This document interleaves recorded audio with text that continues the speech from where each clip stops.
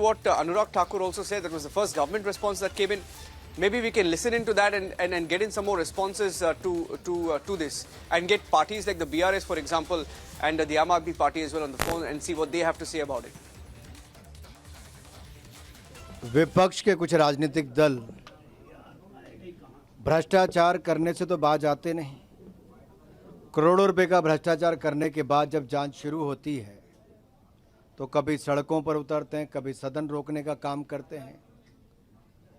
सभी भ्रष्टाचारी एक मंच पर आने का प्रयास करते हैं, लेकिन ये जनता में भी इनका चेहरा बेनकाब हुआ है और कोर्ट में भी असलियत जानने का मौका मिला है। जांच में सहयोग करें और जो भ्रष्टाचारी उनके खिलाफ कड़ी कार्रवाई। देखिए, भ्रष्टाचार का वैसे भी नेतृत्व कांग्रेस ही कर रही है और भ्रष्टाचारियों का भी। तो दुख तो इस बात का है कि जांच में सहयोग करने की बजाय बहाने बनाकर कोर्ट में मामले को और लटकाने का प्रयास किया जाता है। जिन्होंने भ्रष्टाचार किया है उनके खिलाफ जांच एजेंसियों का अधिकार है जांच करना, उसमें सहयोग करें और भ्रष्टाचारियों के खिलाफ कड़ी कार्रवाई समय रहते हो।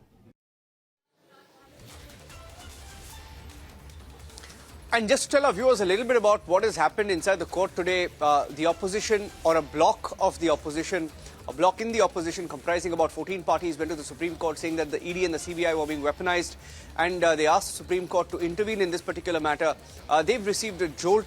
Supreme Court has said that they cannot intervene and they will deal with individual cases as and when these individuals approach the court, but saying that politicians in general can't expect special treatment, etc. Now, just to tell you what has happened inside the courtroom, the Petitioners' Council, representing the petition of the opposition, was senior advocate and Congress leader, but in this case, senior advocate Dr. Abhishek Manu Singhvi, and he saw that the bench was not really inclined at looking at this matter in great detail. He went on to later withdraw the particular petition.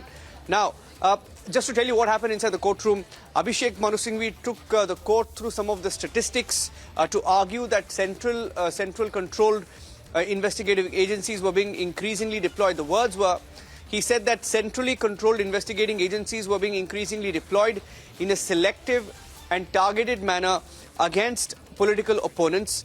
And the answer to this question, the senior counsel the senior counsel said, was in proper guidelines for arrest and remand as well as guidelines for bail, etc. Now, even if you look at the statistics, there is a little bit of an irony there. I think Amit Malviya of the BJP, head of the BJP's IT cell, is joining us on the phone line. Amit Malviya, one of the arguments made by the opposition counsel in the Supreme Court was that statistics showed that perhaps opposition parties were being targeted. But the ED, we saw that even the ED has opened up a new tab on statistics. It doesn't appear to be the case that they were trying to make in court. I don't understand what is this whole argument about statistics. If there are more number of corrupt people today in the opposition, then why would they not be investigated? And that is the reason why they are out of power, because they were corrupt. That is why the UPA was voted out of power. And let's not forget that the National Herald scam, in which both Sonia Gandhi and Rahul Gandhi are currently out on bail, was an FIR registered in 2013 when the UPA was in power. If Satyendra Jain and Manish Sisodia continue to be in the jail, there is a reason for it, because the courts have not found any reason to give them bail.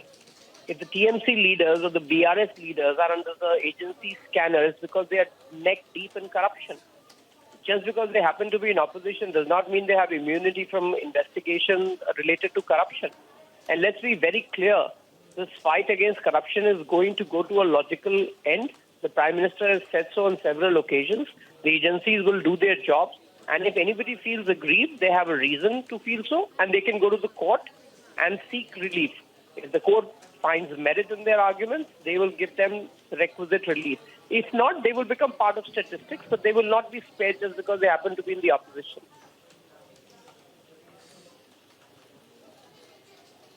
How big a setback do you think this is for the opposition and the narrative they've sort of tried to whip up in the last few months about agencies? Well, it's a massive setback for the Congress in particular, Abhishek Manu Singhvi and rest of the opposition who came together for this petition. Let's not forget that Abhishek Manu Singhvi mooted this proposal in the Congress's Raipur meet. He used the party platform to defend corruption and the corrupt. and some other opposition party, all of who are under the scanner, including the RJD, the TMC, and likes of BRS, today stand completely exposed in front of the people. It's corruption that is the glue for the opposition today.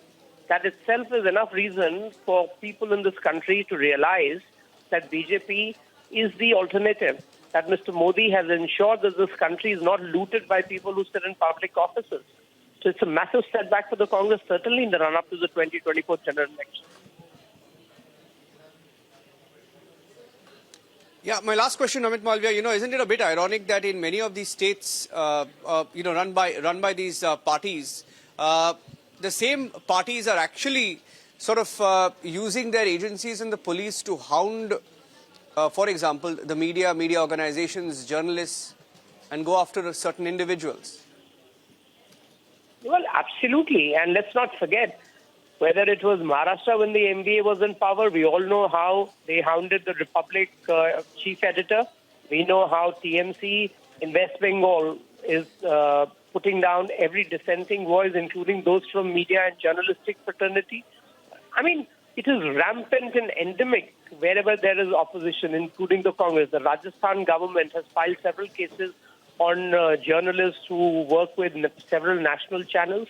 So it is something that the opposition may speak about, but their acts are completely contrary to what they espouse.